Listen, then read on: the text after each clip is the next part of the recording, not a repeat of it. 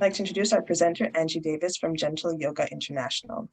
Angie Davis is a concussion, moderate to severe brain injury, and PTSD survivor. She lives with an incomplete cervical spinal cord injury that affects her brain and physical function regularly. Yoga and meditation were and are pivotal in her recovery, and she shares the power of these tools through her business, Gentle Yoga International. Thank you for being here, Angie. Thank you for the warm welcome. I'm happy to be here today.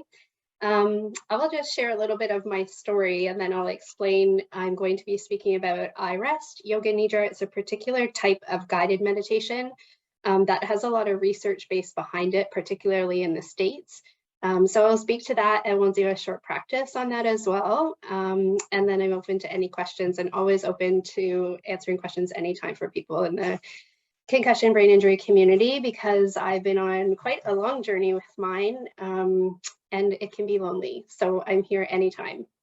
So in 2012, I had a fall, and it was a fall from standing, which I guess doesn't sound too bad, but I didn't try to stop myself or catch myself. And so I landed kind of like a board face first on the floor. And so I broke all the bones in my face. I lost 4 teeth. I have fake teeth now that are like kind of here to here, like a good chunk of my teeth, new and different smile.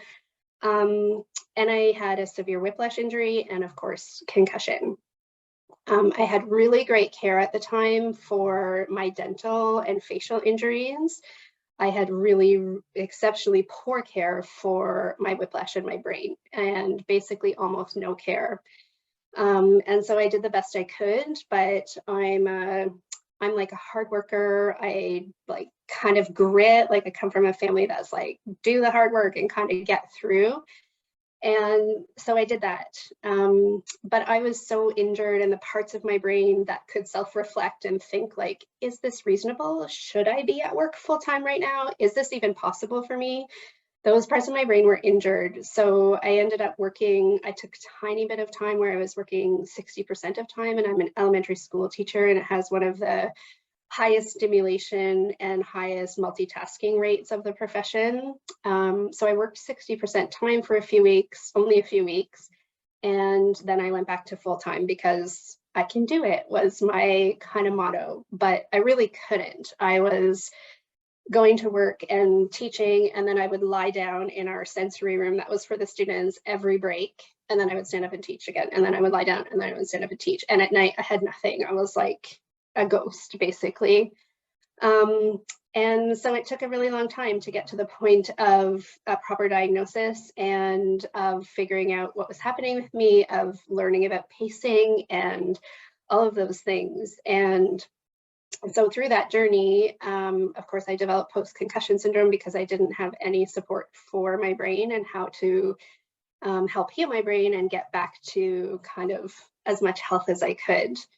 And then I also, because of the whiplash, I got a little bit better for a couple of years, and then I started getting like quite significantly worse. And what had happened there was, because of the whiplash injury and not having care for that, I developed something called cranial cervical syndrome, where my blood wasn't getting proper blood flow, and the cerebral spinal fluid, which cleanses your brain, wasn't cleansing my brain and flushing the toxins out of my brain. So I actually traveled to the States because I had become really quite very sick, and nobody here knew what was wrong with me.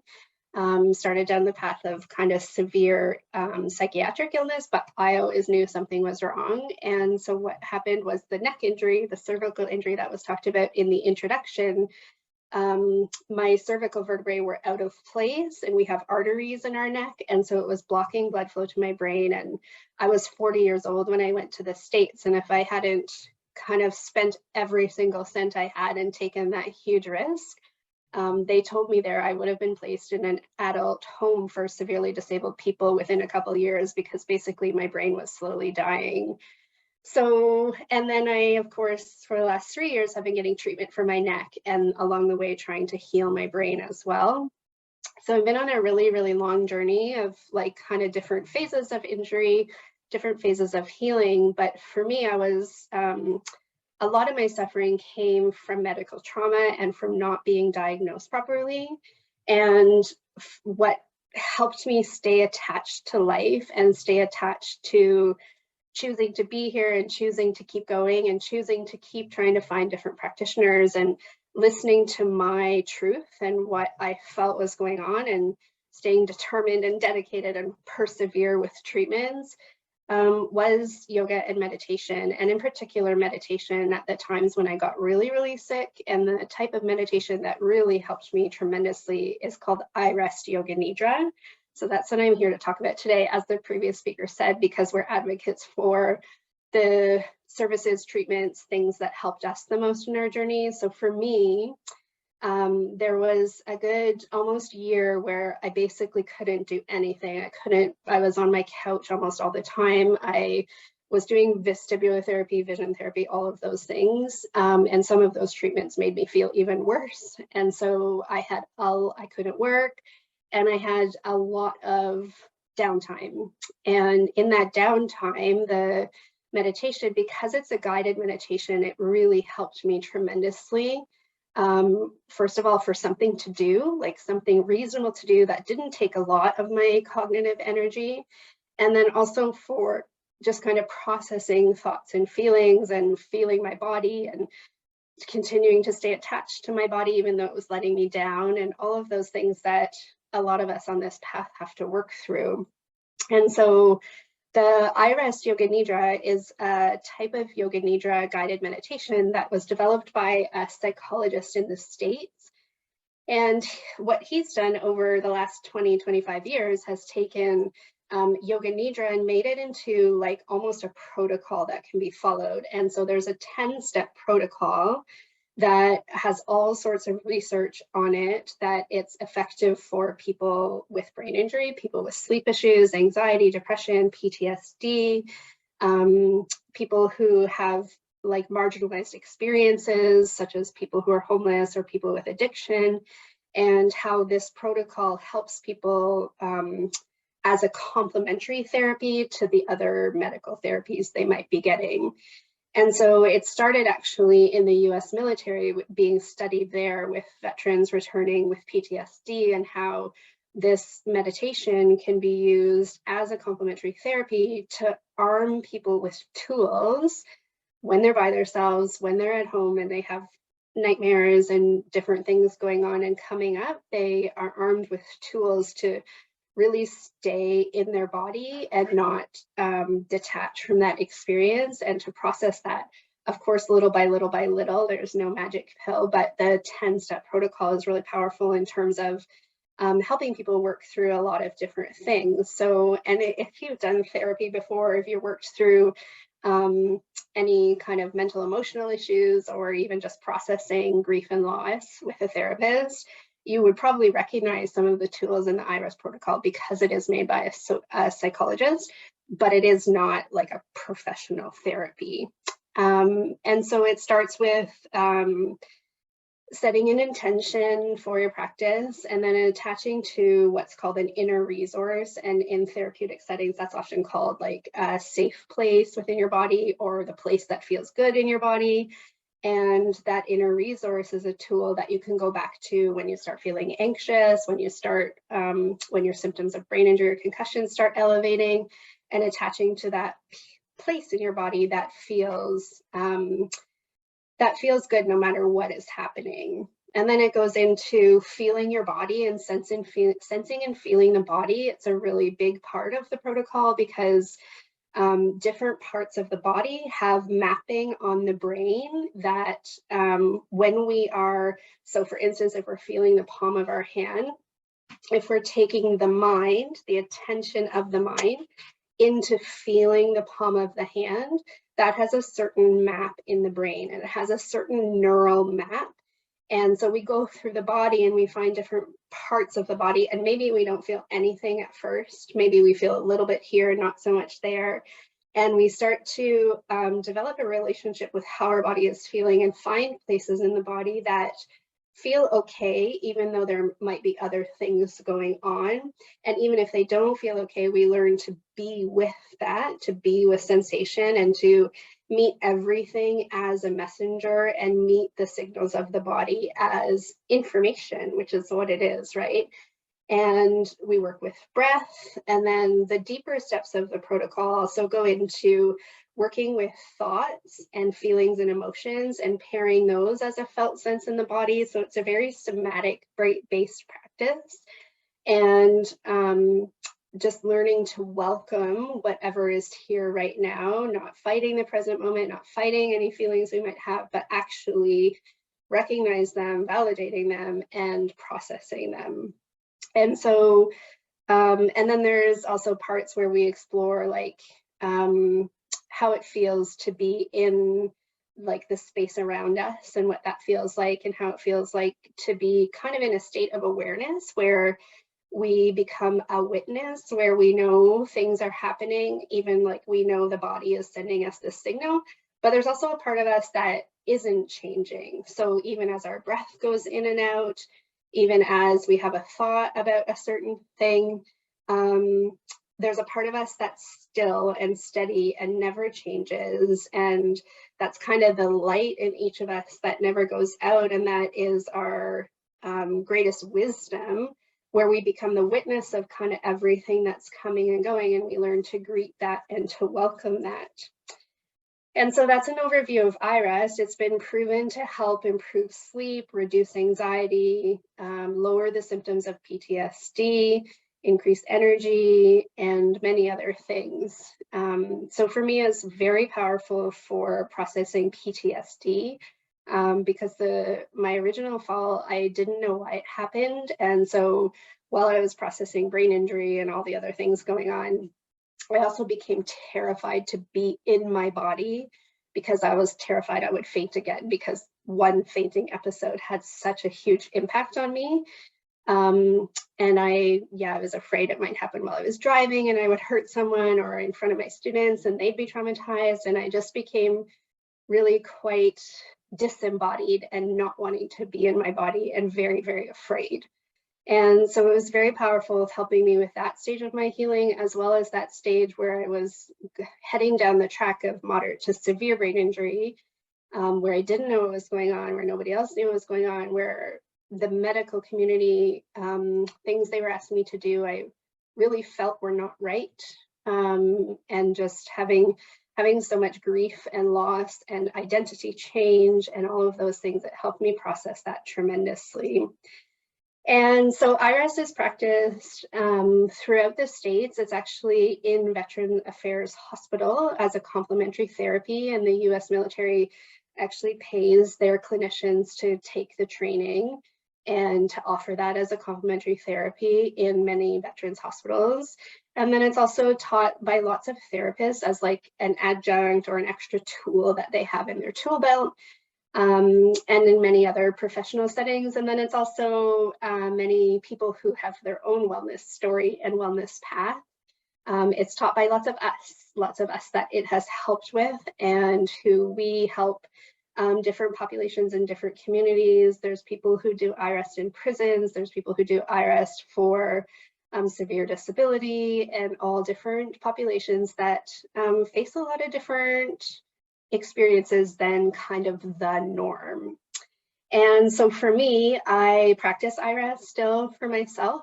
I look okay today and I'm feeling okay today, but every day is not okay for me still, and my health goes very up and down based on what's happening in my neck and if my vertebrae in my neck are in place. And that's hard. It's really hard to not be able to depend on my body and to know how I'm going to feel from day to day. And so I use the steps of the iRest protocol to support myself in processing through that, and in just being compassionate to myself with what I'm going through, because it's a lot and I don't want to negate what I'm going through. I don't want to like spend all sorts of times being in it, and but I certainly don't want to deny it, right? So the tools help me really be kind to myself and to my body, and to the changing expectations that I have from day to day. And so I teach it to people in private settings. I'm not a therapist or a doctor, so I teach it from the lens of yoga and meditation teacher, and from personal lived experience as a person that these tools helped tremendously. And so I teach privates, and I teach it in some of our classes on Gentle Yoga International. There's a class called Yoga for Trauma and Anxiety. So it's a very nervous system based class that supports regulation, grounding, and then has a nice long iRest session in it. And I haven't done groups yet, but I probably will do groups in the future as well. So we'll just sit back, we'll take a couple rolls of the shoulders and set the shoulders down the back. If you want to lie down, iRest can be done lying down or sitting up or in any position, really. That's the lovely part about it, particularly for those of us in the yoga and brain or concussion and brain injury community, that you don't have to be sitting up in a certain perfect position. So find a position that's really comfortable for you. And if it's safe for you, you can close your eyes. And if you'd rather, you can just kind of downcast the eyes and look at the floor. And just begin to feel the body and the space around you. And tune into any sounds you can hear, welcoming in any sounds in the environment. All the sensory information we receive, part of our experience, welcome here now. Any sounds you hear, any smells or tastes in your mouth, welcome here now. Even sensing the touch of air on your skin.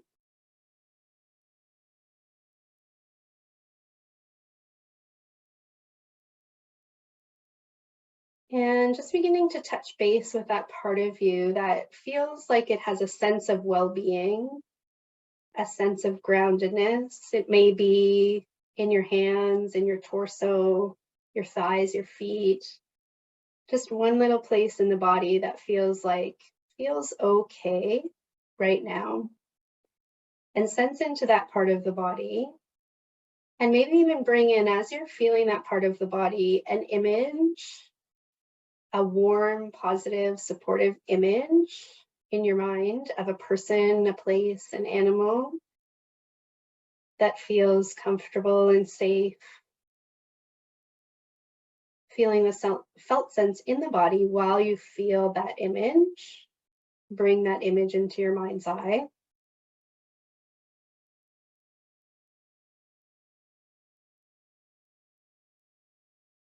And then we'll begin to sense around the body. And so often we nourish very long time in the body. So we'll do a quick body scan today. So just begin to bring your attention into your mouth and no thinking, just sense and feel your mouth, the top and bottom, left cheek, right cheek, tongue, just feeling the mouth. And back into the ears.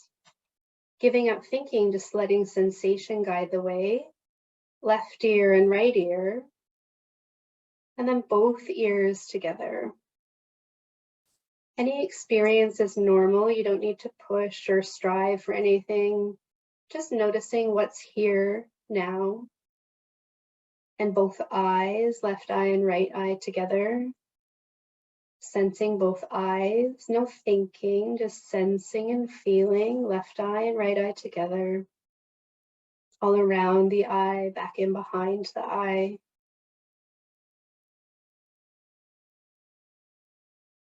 And the forehead and back of the head, neck and throat. And the torso, front of the torso, just sensing how the chest, ribs, and belly rise on the inhalation and fall on the exhalation. And the back of the body, back of the shoulders, back ribs, lower back, front and back of the torso.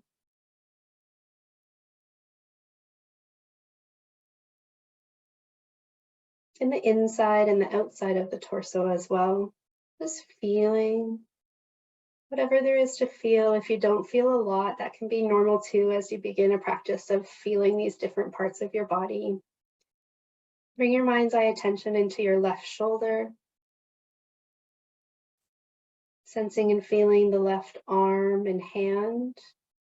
Almost as if you're feeling it from the inside out, the left arm and hand as radiant sensation. and the right shoulder, right arm and hand. Just sensing and feeling, give up thinking, let sensation guide the way. Right arm and hand.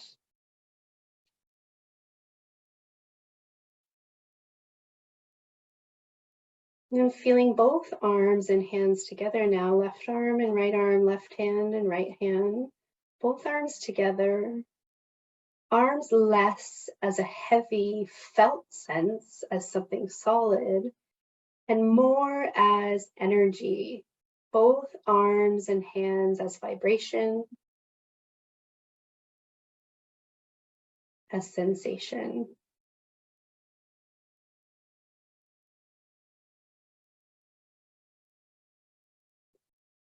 And then attention into the left hip and sensing and feeling the left leg and foot. And the right hip, leg, and foot. And sensing both legs together now, left leg and right leg. And the whole body globally as sensation. The whole body as energy, as sensation. The whole body, front and back of you. Left side, right side.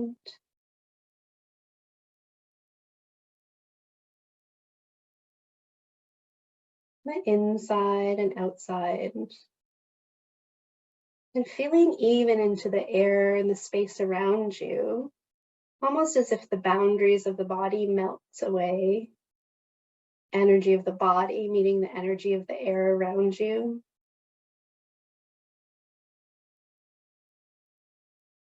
And sensing how the body's breathing with no effort from you, no need to change the breath.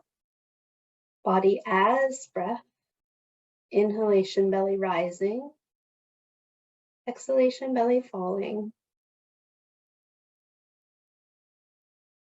Body as sensation and body as breath.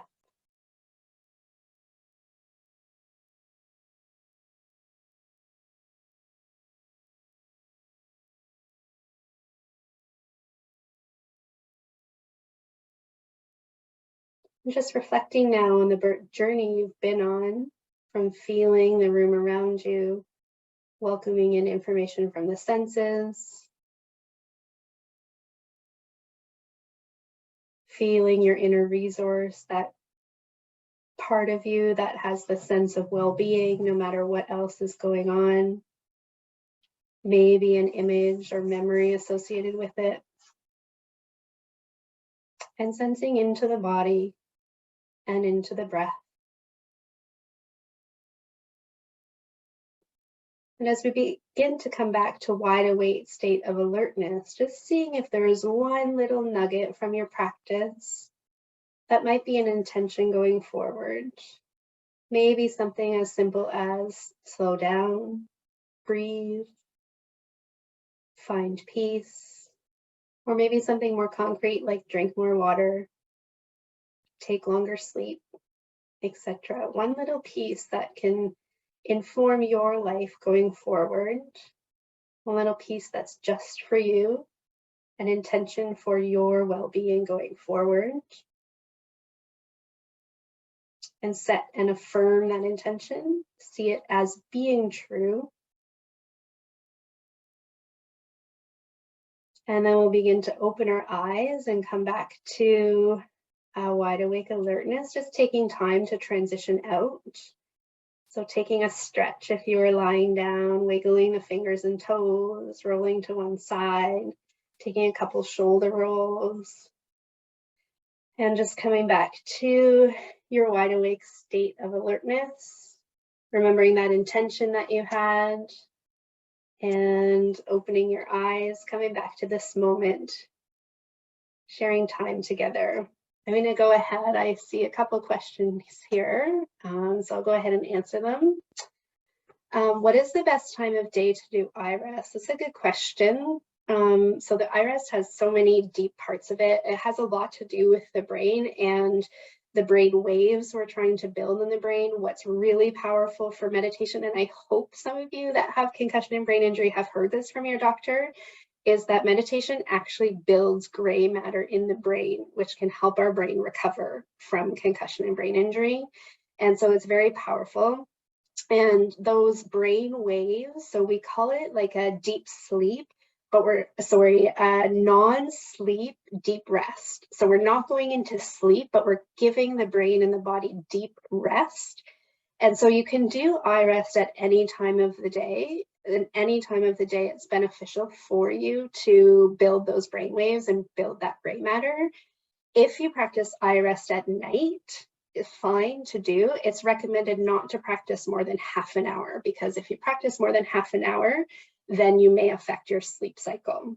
And so otherwise, any time of the day is great. For me personally, I found it really powerful to do iRest when my brain injury symptoms were starting to get high. And once I started to learn about pacing and points, I did it when I was getting up into kind of over 5, when I was starting to feel like nauseous and unwell and groggy. I would do iRest, and that would help me bring my symptoms down. For me, the voice in my head, that voice that kind of narrates to you and always talks to you, it was gone. I did not have that. I wasn't like planning my day and thinking about this and that in my head. I just had no voice in my head. So the iRest, being a guided meditation, was really helpful for me for that, because I couldn't have thought myself through a meditation because that voice in my head was gone. So I found that really powerful for me as well. And our iRest meditations available online. So if you go to YouTube, you can find some iRest meditations. You could also search general Yoga Nidra meditation. It's Nidra. And you'll find some beautiful ones on there. They won't necessarily follow the 10-step protocol of iRest, but if you find it to be like a soothing, comfortable type of meditation, there's lots just general Yoga Nidra on there. There's iRest available on my site, Gentle Yoga International, as well as on the iRest, I think it's iRest.org site. If you sign up for their newsletter, they send out a free guided meditation every week as well. And I think those are all the questions.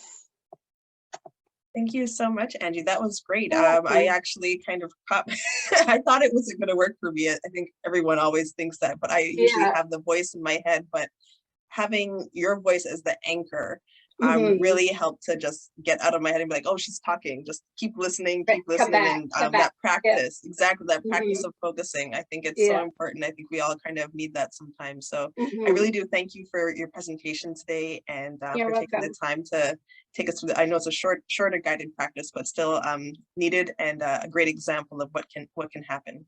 So for everyone else, thank you. So for everyone else watching, thank you. And this concludes our speaker symposium today. And we will be posting these videos in short order after this. So they'll be available on YouTube and all of our social media channels. Thank you so much for joining. Thank you. Bye.